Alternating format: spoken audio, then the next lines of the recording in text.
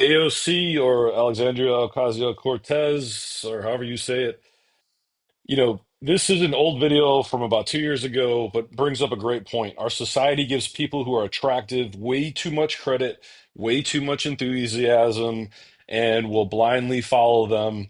And it can definitely be a dangerous thing. And this is a long video. I'm going to kind of skip around a little bit, but yeah, I completely agree with Adam Carolla that if AOC was unattractive or looked like the rest of most politicians, she'd still be a nobody. She'd probably still be a bartender. If AOC was fat and in her 60s, would anyone listen to another thing she ever said? I don't think so. But he's saying that makes some people very angry. You don't know anything. Carolla says he doesn't care when people get upset. We recently posted a short video with him, but he has much more to say. So here's our full interview. You're a busy guy. And by the way, that clip there from the Young Turks, he basically lost his audience, so now he's pulling back conservative and to the middle again. He was hard on the derangement syndrome. You host 5 podcasts, now a new book. Everything reminds me of something. Advice, answers, but no apologies. Why is that important? Well, I realize that apologizing just leads to more apologizing. It used to lead to an end. So, back in the day, you remember, let's say the year 2000, if somebody got slapped on the wrist and got caught their hand in the cookie jar, then they would just go out and issue an apology, and then their life would return to normal. That no longer works. You apologize and then they fire you. That's how it works. So everyone who apologizes now is a fool, because you're going to get fired or canceled anyway. You will then also have a... And this video touches on what's going on with society. And I mean, the term reverse racism, I don't think ever really became that popular, but it's just racism. The fact that black people are allowed to be racist and never get called out anything, allowed to get away with crimes and murder and just all this shenanigans, and then everyone else is supposed to pretend like they're somehow, the same or better than everyone in society. Because they jump to, Dave Chappelle is never criticized for any jokes, whereas anyone who is, have jokes that are half as aggressive just get roasted, right?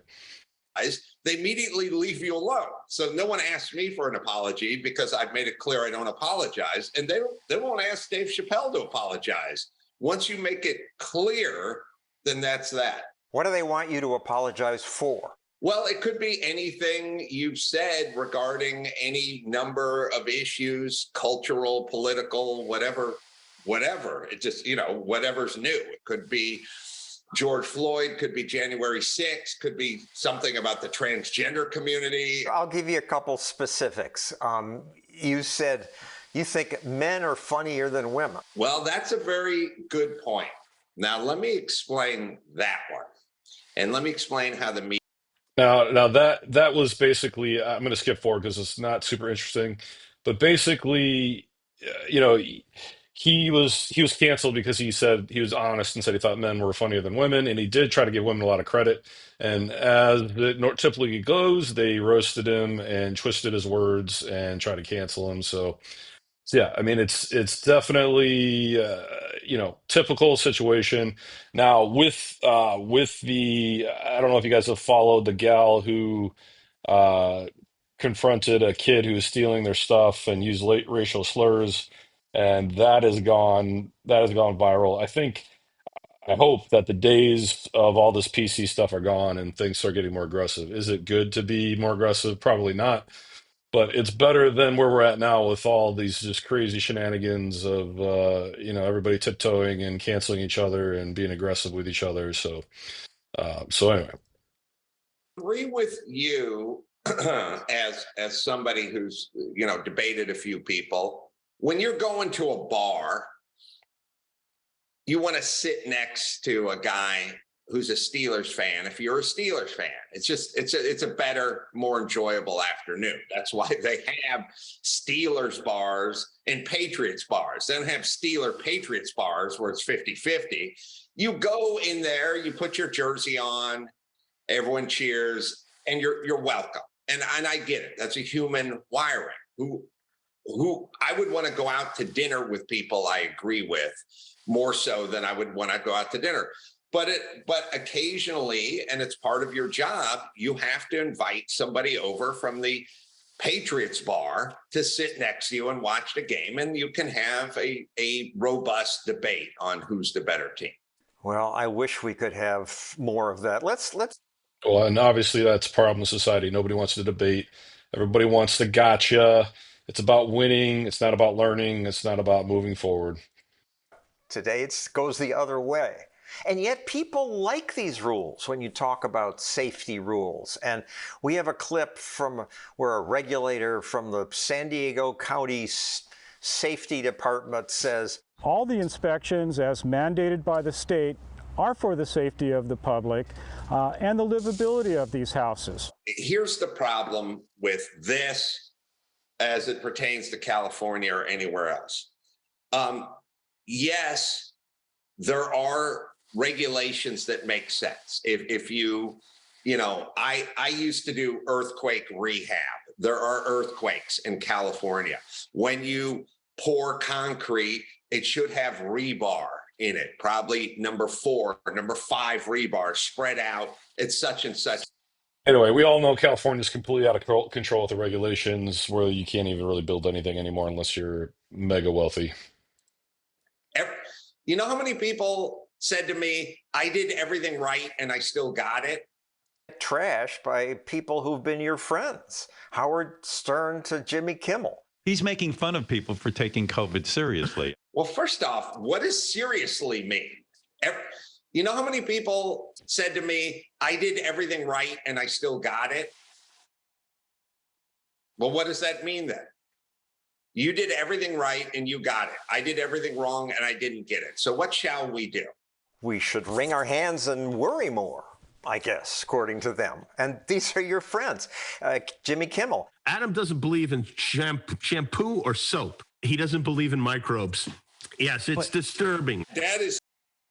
I don't know how Jimmy Kimmel and him came from the similar roots, like, and they both went polar opposite. Well, not polar opposite. I think Adam Carolla is more centrist, very like down to earth, and Kimmel has obviously gone ultra left to the funny farm. It's true.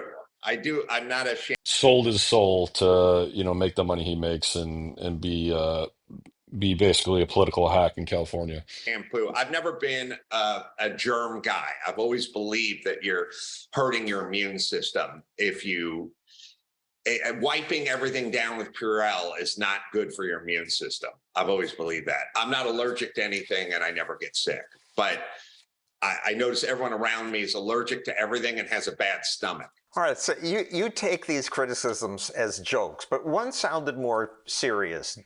David Alan Grier told Stern, you're no longer best friends because you're now a right-wing troll. Adam and I were quite close. Adam Carolla? Not anymore. What happened? Well, he's a right-wing troll now. Yeah, well, David Alan Grier's nuts. I don't think people know that about David Alan Grier. I've been so generous and so kind and had such a great friendship with David Alan Grier. He's insane. These people. Yeah, he's one of those actors who's exactly the same on the screen as off. Their side, they had 8 years of Obama, and then they lost an election and they got Trump and they all had a fit about it. Well, that's how politics works. Your side wins sometimes, the other side wins sometimes. They couldn't take the idea that Trump got voted in and they went nuts. I mean, at least David did. But David's nuts anyway. People should know. I don't care. Listen, I was dear friends with David Alan Grier. He essentially called me a racist. based on being nothing but kind and generous to that man for 20 years. He decided that. And people go, do you feel bad about that? And I go, well, I miss having a beer with David Allen Greer, but I don't feel bad about it. That's his decision. He lied. That's his decision. So what's this political hatred about? It's kind of new. I mean, you're friends with Sarah Silverman. I did a show with her last night. But it's rare that someone on the left can stand someone like you who appears on Fox or says the government does too much pretending to fight COVID. Well, I don't know. Some people are intellectually honest. Some people have a dignity. Some people have character, and then others just get caught up in this wave, and they're mostly narcissists. I think it's a narcissistic thing, but I can't account for it other than I have not changed any of my views in 25 years of broadcasting. I feel the exact same. You ask me the subject, I'll give you my view, and it's not changed in 25 years. The world has changed around me, but Joe Biden used to want a fence at the border. Now he doesn't want a fence at the border. That's how politicians work. I've never changed any of my views, and you can view me any way you want, but go back and check the record. All right, this is from left field, but just because I've been listening to your podcasts, you talked with Bill Maher about how when we grew up, we were scared of our kids' fathers. I was scared of their mothers too. And we were respectful and careful around them. And now what happens? Well, we were scared of our friends' fathers, just to be clear. Oh, I thought I said that, sorry. Yeah, no, you did a slightly different version of it, but I think everyone knew what you meant, which is, yeah, I was scared to death of Mr. Vendig and Mr. Lewis. These were all scary guys. I would never be caught in their kitchen with my nose in their pantry when those guys came home from work. And I came home from work a year ago and I was walking in and one of my daughter's friends went roller skating past me in my entry hall and just said, you know, hey, Mr. C, and blew right past me on roller skates.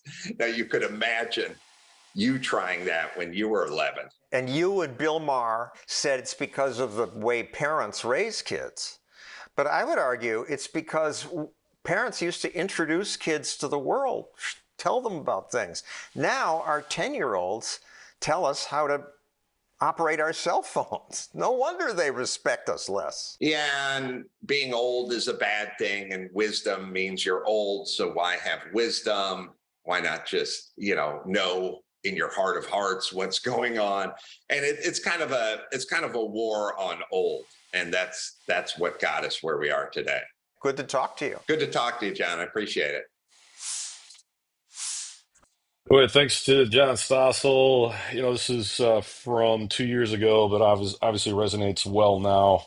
What do you guys think? Is AOC basically only where she is because of her looks, or is she actually providing, I don't know, like if you guys have anything that you think she's done to help as far as policy or whatever, post it down below. Let me know your thoughts.